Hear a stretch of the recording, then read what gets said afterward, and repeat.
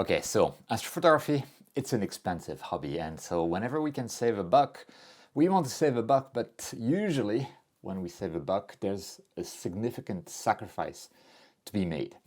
And there's potentially an exception. Let's say that you're using a camera with a small sensor because, hey, you wanted to save some money on the camera. So you went with something like a 585 sensor-based camera, like this one here. That's a small sensor. And you didn't go with the QHY Minicam 8. So now you need to get some filters, whether they're going to be like dual narrowband filters, luminance filter, that kind of stuff. Or maybe you bought a monochrome camera and now you need to get a filter wheel with filters and stuff like that. So with a 585 sensor, it's small enough that you can probably make do with whatever filter. But if you have something a bit larger, like a 294 or 492 type of sensor, which is not quite APS-C, it's not 1 inch, it's a bit in the middle, can you get away with buying 1.25 inch filters instead of 2-inch filters, because there is a huge price difference between the two. For instance, the 2-inch filter SV220 3nm dual band narrowband filter from SVBony is by default $310 US, something like that, in 2-inch version, but only $120 US in a 1.25-inch version. And you have makers like SVBony and others that provide filter drawers that accept 1.25-inch filters, and of course also filter wheels that accept either 36mm unmounted filters or 1.25-inch filters mounted. And so can you get away with a smaller filter? And at first glance you would say like, yeah, if my camera sensor is the same size, or let's say the diagonal of my camera sensor is the same size as the clear aperture of my filter, so the diameter of the glass area of my filter, I should be fine, right? And the answer is no. You might not be fine, and we're gonna look at why in this video.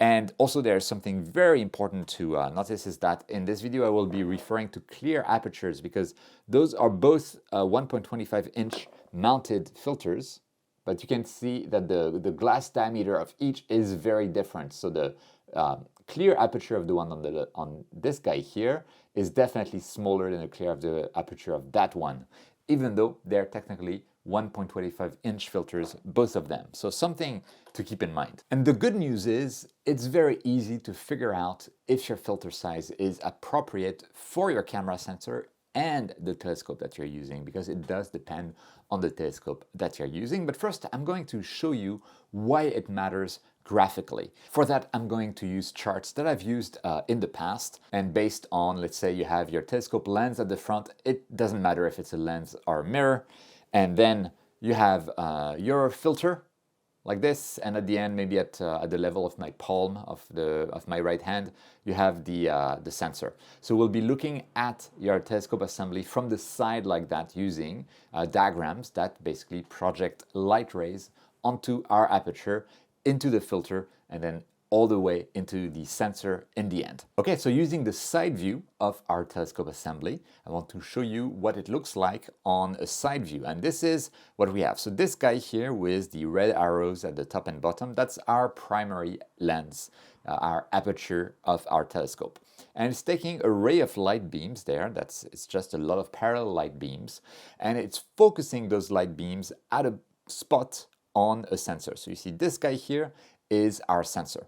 And I've decided to represent a filter as an aperture blocker. So you can see these two bars represent light blockers. You can see they block light rays. And in the center, I basically say that I let light through, so that's my filter. And that's how we can estimate whether our filter has an impact on our light train. And you can see this filter, I've set it to be roughly in a way that it's the same size as my sensor. At first glance, when I look at this, I'm like, okay, this filter doesn't seem to be impacting my image at all. It doesn't block any light rays. And if I want to start seeing this filter blocking light rays, and I really need to move it very, very, very far from the center. Right now, finally, we're seeing some light rays being blocked. and therefore we have a loss of luminosity on the sensor, on our detector, right? So that's what could happen with your filters. But I'm actually not showing you the whole picture, because what you see here is what is often represented, or how a telescope is often represented, with this kind of light cone that focuses at a point. But this point at the very end here, it's only the focusing of the light rays into the central point of your sensor. Nothing more, nothing less. But obviously, you have nebulosity and stars, etc., outside of the very center point of your sensor, and those are represented by light rays that are also parallel to one another, but they hit your aperture, your lens, at an angle. And let me show you, let me add another set of light rays. Here we go. They basically hit our lens at an angle, and now they go focus on the sensor at a separate point. So there we go. Now, if we use this whole cone of, or two cones of light rays, whereby, like previously, I could go all the way to this area, maybe number 300 here, before I saw the filter cutting some of our light rays and therefore losing some of our light energy. Now, I start to lose some light energy basically at almost half the distance. So suddenly, if we start representing our whole telescope plus filter completely, we start to see that, okay, maybe this filter question is a bit more complex. And it gets even worse if I now add another star to our star field that will hit the lens at an even steeper angle, and therefore basically reach the sensor at the very corner of our sensor. Let's do that.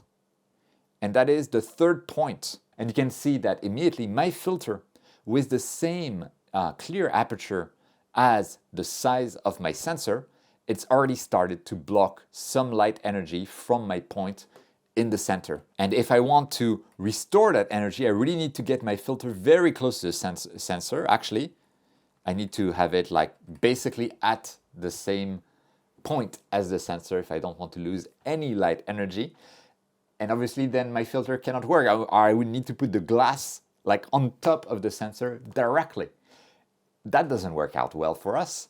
So that's something that can definitely cause issues. And you can see that when we have all of those points on our sensor fully represented, the vignetting, or what happens is that the light rays are lost at the edges of your sensor first.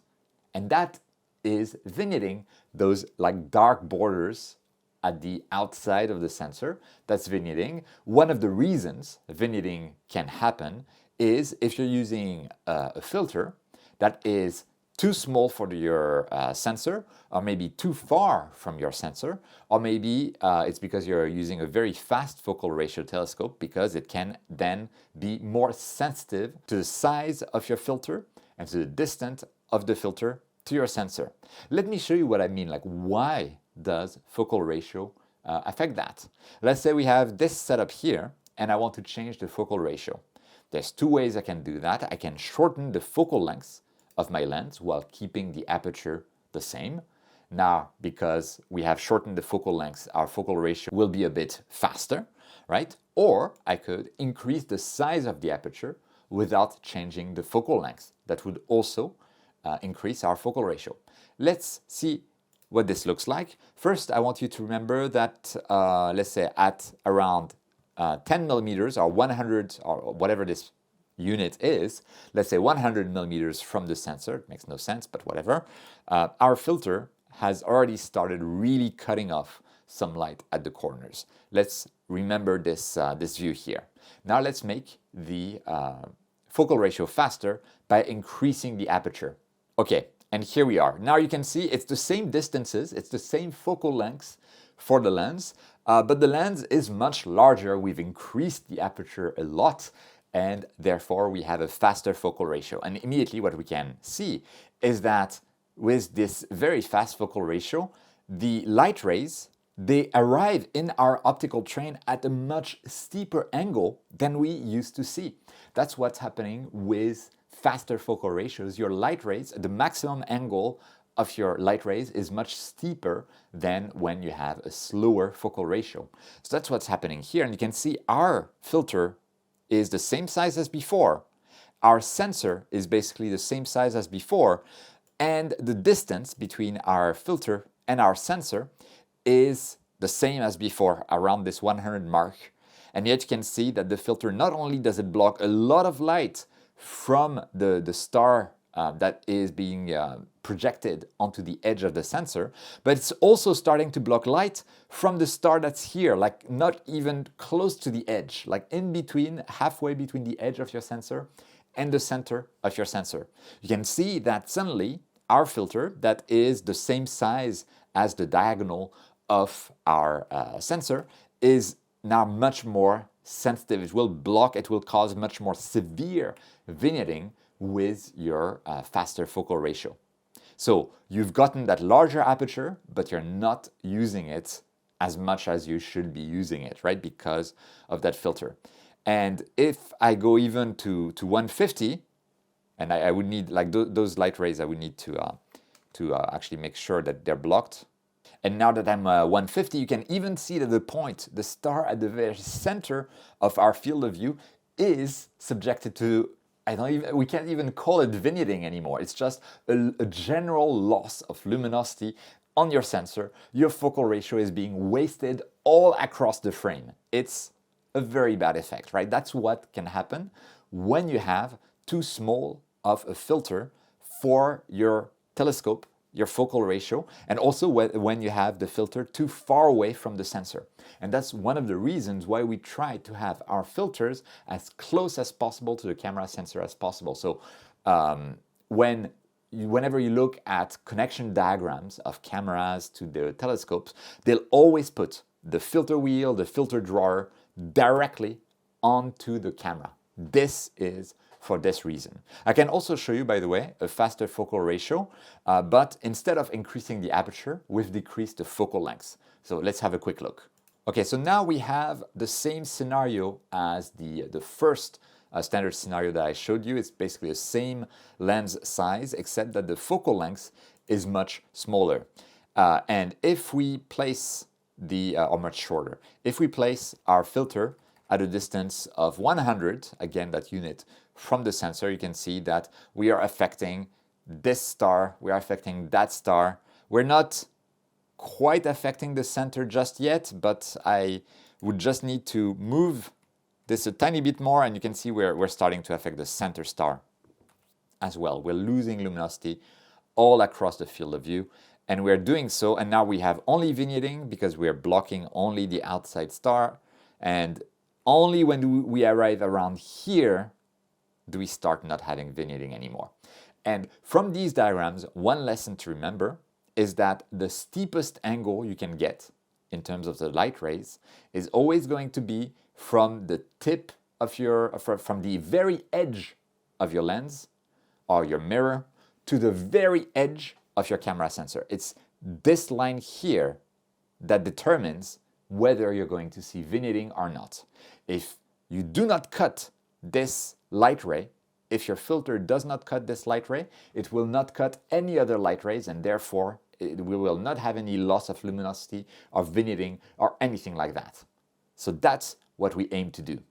And now I've prepared another diagram where I showed that simplified light ray. So we have, again, a lens here with the two arrows. And then I have my filter. This time it's not represented as an aperture, but the physical glass. I said that black line is the physical glass of the filter. And then that black line here is our sensor. And I've represented the light ray that is the limit of what we need to take into account when we figure out what size our filter needs to be for our telescope and our sensor.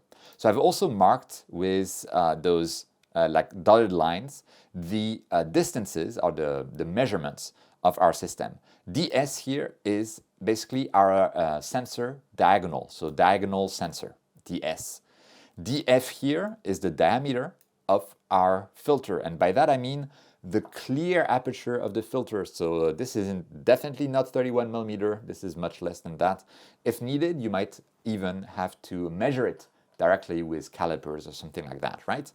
Then this guy here, so the distance between that and that is our DSF, distance between sensor and filter, DSF. And the A here stands for aperture. This is the aperture diameter, basically the size of your lens or your primary mirror at the front. And then I have something else, which is the distance between our primary mirror here, that guy, and our sensor. And that's that distance, because our sensor is in focus. We don't care about vignetting when your sensor is out of focus. Place it in focus first. Well, because it's in focus, that distance is exactly equal to the focal length of your lens or primary mirror. Basically, in this diagram, we know the diameter or the diagonal of our sensor. We know the diagonal of our filter.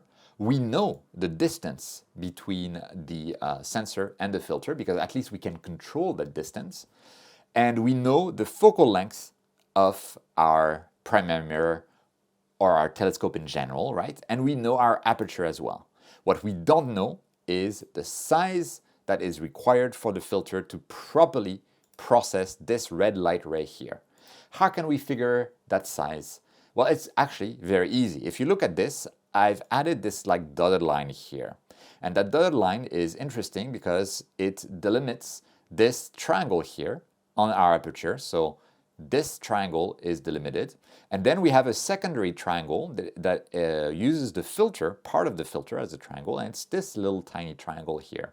And obviously, those two triangles are similar. They're similar triangles. Therefore, I could take this side of the triangle divided by that side, the large side here, and I know that this ratio would be equal to this side of the tiny triangle divided by that side of the tiny triangle. And so that's what we're going to do. And we're going to figure out what our DF is supposed to be based on all of that. So based on that, we can do our calculations. So we have this guy here, which is A over 2 minus ds over 2, divided by that distance here, which is f, is equal to this guy here, which is df over 2 minus ds over 2, divided by this distance in between the sensor and the filter, and that's DSF. So we have this equation here. What we're interested in finding is the size of our filter. This guy, that's what we want. So basically, I can just do some quick calculations. We move the sides around, and I'm going to find that the filter diameter minus the sensor diagonal should be equal to 2 times our sensor to filter distance times aperture minus the diagonal of the sensor again, divided by 2 times the focal length. And then we can simplify further. There we go. Our filter diameter is equal to 2 times the distance between the filter and the sensor times the aperture minus the sensor diagonal divided by 2 times the focal length, and all of that thing we add to it the sensor diagonal. So I'm sure it could be even more simplified, but I'm fine with that. It's just to give you an idea that using our understanding of those light rays and how everything works in a telescope, we're able to get to this formula. And this formula, in the end, it's available online, and I'll put the link down in the description, but that's what we get. This is a formula for what should be your minimum filter size for your particular sensor. Let's say that I want to use my SQF55 telescope, so now it has the aperture and the focal length, and I want to use it with a camera that's an APS-C size sensor. So let's say the ASI 2600, and now it tells us that the diagonal of our sensor is 28.2 millimeters or 28.3 millimeters, but the minimum filter size, and we're talking about the clear aperture, is 30.3 millimeters. So it means that technically, even though I'm using an APS-C size sensor, I may be able to go with 31mm filters, but I wouldn't risk it. This is somewhere where I would be like, okay, I'm gonna splurge and just get the 2-inch filter, because otherwise that's not very, it's not gonna work out for me. Oh, and by the way, this is assuming a distance of 20mm between the sensor and the filter. And the camera itself, typically you have 17.5mm between the sensor and the flange of the camera. And then, yeah, maybe you have like 5-6mm to the sensor. So 20 is pretty good, but to be safe, I'd probably put something like 23. And now with something like the SQF55, we're getting really close to 31mm. But you get the spirit, right? What about something like crazy, like the Rasa 11? We have f2 or something like that. Then you can see that the minimum filter size is now 38mm roughly. So that's a 2-inch filter, like right there, if we're placing the filter in between the camera and the optics or the focal reducer, whatever we have. And if I were with a Rasa to use a full frame sensor, like this guy, the 6200mm, and we had a long filter to CCD distance of 23mm, then you'd see I would need a filter that is larger than our standard 2-inch filters to avoid any sort of vignetting. Or I would need to bring the filter closer. And I have no idea how close you can put the filter to the camera in the Rasa 11. And if we were using something like a 294 type of camera, which is a micro four thirds sensor, for which you would think that a 1.25-inch filter would be enough, we can see the minimum recommended filter size is above 31.5mm. So this will not cut it. And again, that's very interesting to see, at least with the Rasa. But if you're using this with an SQA, let's say SQA55, now our recommended minimum filter size is 25mm. So this guy will work fine, at least for the distance that we have. So that's the only really unknown. You need to make sure you have this filter distance properly, filter to sensor distance properly set up, but then you get proper results there. And that lets you know whether you can basically save money by going with the 1.25-inch version of the filter. Although these days, a lot of manufacturers, they don't even bother with the smaller filters. They provide just 2-inch filters. And I think that's a bit too bad, because it prevents us from saving money when a lot of us who use small sensors could be saving money. And that's one of the reasons I really love something like the QHY Minicam 8, where you have basically the smallest filters possible for your sensor, and they're placed super close to the sensor, so that even with very, very short focal ratios or very fast focal ratios, you're still not going to get vignetting. And so I really liked this approach taken by QHY, for instance. But yeah, that's it for the video. Sorry it went deep into the weeds. Also, I've already made this video like 4 or 5 years ago. So if you're here from the start of the channel and you remember watching another video where I actually hand wrote everything and all of this formula, let me know down in the comments. I'd love to hear it. Like the video while you're at it, and thank you so much for watching till the end, because that's the only thing that YouTube looks at. If you want to support me more directly and you're planning on buying anything from Amazon, Agena, Highpoint, etc., if you do so after clicking the link that I have down in the description or the pinned comment, it will help me out at no cost to you. And if you want to help even more, you can consider joining my channel as a member. It's the join button next to the subscribe button, or join as a Patreon supporter, and the link is down in the description. Some of my Patreons have access to my videos early and without ads. And you guys, you know it. I say it every time, you make all of this possible. Thank you so much for your support. With that, again, I hope this was useful. Thank you so much for watching. Don't forget, whenever you can, to look up at the stars, and I'll see you next time.